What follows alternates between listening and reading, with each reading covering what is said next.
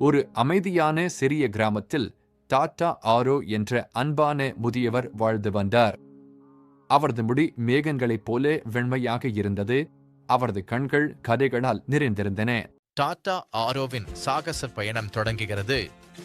அவரது பலூன் வண்ணமயமான வானத்தில் மிதந்து புதிய உலகங்களை நோக்கி பறக்கிறது. கீழே மேகங்கள் பஞ்சு பொதிகள் போல மிதக்கின்றன. அவர் பறக்கும்போது பல வண்ணப் பறவைகள் கூட்டமாக அவரை சுற்றி வருகின்றன.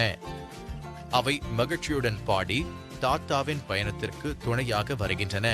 திடீரென ஒரு பிரகாசமான வானவில் வானத்தில் தோன்றுகிறது. அதன் 7 வண்ணங்களும் பலூனை சுற்றி ஒரு மாயாஜால ஒளியை உருவாக்குகின்றன.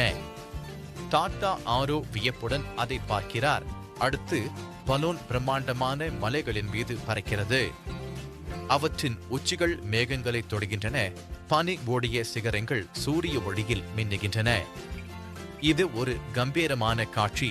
தூரத்தில் ஒரு எரிமலை மெதுவாக புகைந்து கொண்டிருக்கிறது.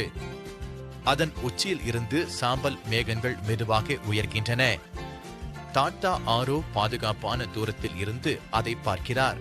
பின்னர் பலூன் ஒரு அமைதியான கடலின் மீது மிதக்கிறது.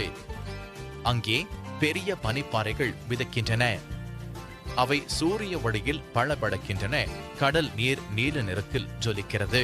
டாட்டா ஆரோவின் பயணம் தொடர்கிறது. ஒவ்வொரு புதிய காட்சியும் அவருக்கு மகிழ்ச்சியையும் ஆச்சரியத்தையும் தருகிறது. உலகம் எவ்வளவு பெரியது, எவ்வளவு அழகானது!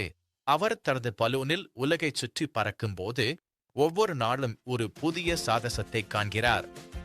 அவரது இதயம் அன்பாலும் மகிழ்ச்சியாலும் நிரம்பியுள்ளது. டாட்டா ஆரோவின் சாகச பயணம் ஒருபோதும் முடிவதில்லை. ஒவ்வொரு பயணமும் ஒரு புதிய கதையை சொல்கிறது.